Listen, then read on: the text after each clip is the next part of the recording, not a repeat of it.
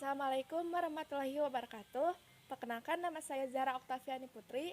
Saya berasal dari kelas 1B, jurusan Pendidikan Bahasa Jepang, Fakultas Pendidikan Bahasa dan Sastra, dan kuliah di Universitas Pendidikan Indonesia. Di sini saya akan mempresentasikan artikel saya yang berjudul Manga sebagai Media Pembelajaran Bahasa Jepang. Di sini, seperti yang kita ketahui, belajar bahasa asing itu lumayan sulit karena kita belum terbiasa dengan pola kalimatnya yang berbeda dengan bahasa kita, yaitu bahasa Indonesia. Apalagi bahasa Jepang terdapat berbagai jenis huruf yang sangat berbeda, yaitu tidak menggunakan huruf alfabet. Untuk uraian pendahuluan ini, terdapat rumusan masalah yang akan dibahas sebagai berikut. 1. Apa saja hal yang bisa diambil dari komik Jepang atau manga untuk belajar bahasa Jepang? Lalu yang kedua, mengapa belajar bahasa Jepang bisa melalui komik Jepang atau manga? Yang ketiga, bagaimana cara belajar bahasa Jepang melalui komik Jepang atau manga ini? Sebelumnya, metode penelitian yang saya gunakan untuk artikel ini adalah studi kepustakaan dengan pendekatan kualitatif. Bahasa Jepang itu terdiri dari tiga huruf, yaitu ada kanji, hiragana, dan katakana. Kanji ini berasal dari Cina. Sedangkan hiragana dan katakana dibuat oleh Jepang itu sendiri. Agar kita bisa belajar bahasa Jepang itu dengan biasakan diri dengan kata-kata dalam sebuah manga. Sebelumnya, cobalah untuk membaca sebuah buku manga tanpa bantuan. Hal ini tergantung dengan level bahasa Jepang yang kita punya. Mungkin lumayan sulit kalau masih belum terbiasa dengan bahasa Jepang itu. Tapi hal ini bisa dilewati lebih dahulu. Nah, selanjutnya mencari kosakata baru. Sesudah membaca manga atau komik Jepang tersebut, selanjutnya kita bisa mencari tahu beberapa kosakata yang belum kita pelajari sebelumnya. Terus selanjutnya membuat sebuah rangkuman ketika membaca manga. Sangat disarankan membuat resume atau kesimpulan ini, rangkuman ya, untuk menyimpulkan apa yang sudah kita pelajari di manga tersebut. Nah, selanjutnya membaca kembali dengan catatan yang dibuat. Setelah selesai membuat rangkuman tersebut dan kalian sudah selesai membaca manganya, nah kalian bisa membaca catatan yang kalian buat tersebut.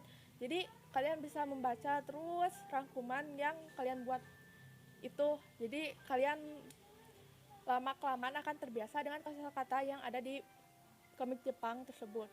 Lalu selanjutnya mengulang berkali-kali hingga Anda benar-benar terbiasa. Jangan menyerah dan berhenti hanya karena beberapa kali mencoba aja. Karena mengingat sebuah kosakata baru di mana Anda harus membaca berulang kali supaya semua huruf tersebut terbiasa di otak Anda, berhentilah sesaat. Nah, maka Anda lama-kelamaan bisa membacanya tanpa ada bantuan catatan sama sekali. Lalu yang terakhir, berikan jeda waktu, kemudian baca ulang kembali di lain waktu. Mengingat dalam satu hari adalah hal yang mudah. Akan tapi, bagaimana jika mengingat hal dalam jangka panjang? Pasti membutuhkan waktu untuk mengingatnya. Oleh sebab itu, setelah Anda mengingatnya, pada hari tersebut, cobalah untuk mengingat lagi pada beberapa hari kemudian. Nah, setelah melakukan langkah-langkah ini, maka kita bisa menjadikan media komik bahasa Jepang atau manga ini sebagai media pembelajaran bahasa Jepang dengan melakukan 6 langkah tersebut. Nah, selanjutnya, komik Jepang atau manga apa yang bagus untuk dijadikan sebagai media pembelajaran bahasa Jepang? Berikut ini adalah rekomendasinya. Yang pertama adalah Doraemon. Seperti yang kita ketahui, kita sudah terbiasa dengan anime Doraemon yang ada di televisi. Namun di televisi itu dubbing Indonesianya, sehingga kita tidak bisa belajar bahasa Jepang dari sana. Namun dalam komik bahasa Jepangnya atau manganya itu menggunakan bahasa Jepang dan untuk anak-anak juga gampang dipahami. Terus dengan gambarnya yang unik, maka tidak akan membuat cepat bosan. Selanjutnya ada Yotsubato. Manga berjudul Yotsubato merupakan manga yang digemari pembaca lintas usia. Meskipun karakter utamanya masih berusia 5 tahun, namun Anda akan diajak untuk mengikuti kesehariannya sangat menarik. Saat membaca manga ini, Anda akan mengingat masa kecil Anda dan bisa lebih tahu lebih banyak tentang dunia. Lalu selanjutnya ada Shirokuma Cafe. Khusus untuk Anda yang suka dengan cerita bergenre slice of life atau komedi, manga berjudul Shirokuma Cafe ini, lalu Anda bisa ambil pelajaran dari manga ini. Pertama, Anda bisa mempelajari kosakata yang berkaitan dengan nama-nama binatang. Kedua, Anda juga bisa mempelajari percakapan yang berhubungan dengan aktivitas sehari-hari. Lalu selanjutnya ada Slamdang.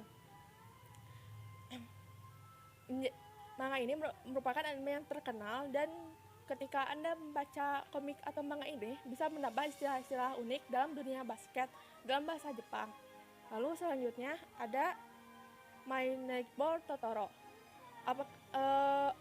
Apakah kalau misalnya kalian mempunyai pengetahuan bahasa Jepang yang level dasar, tenang aja, karena di sini Anda bisa meningkatkan kemampuan membaca huruf Jepang dengan komik yang berjudul My Neighbor Totoro ini.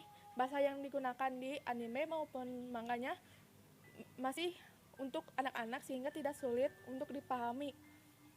Selanjutnya ada beberapa manga yang alur ceritanya menarik, yaitu One Piece, Dragon Ball, Naruto, dan sebagainya. Lalu kesimpulannya, belajar bahasa Jepang ada banyak media pembelajarannya, bisa berupa buku maupun sebuah video. Akan tetapi, jika buku fiksi seperti manga atau komik Jepang dijadikan sebagai media pembelajaran bahasa Jepang, maka akan menjadi lebih menarik dan menyenangkan. Lalu mungkin cukup segitu aja dari saya. Kurang lebihnya mohon dimaafkan. Wassalamualaikum warahmatullahi wabarakatuh.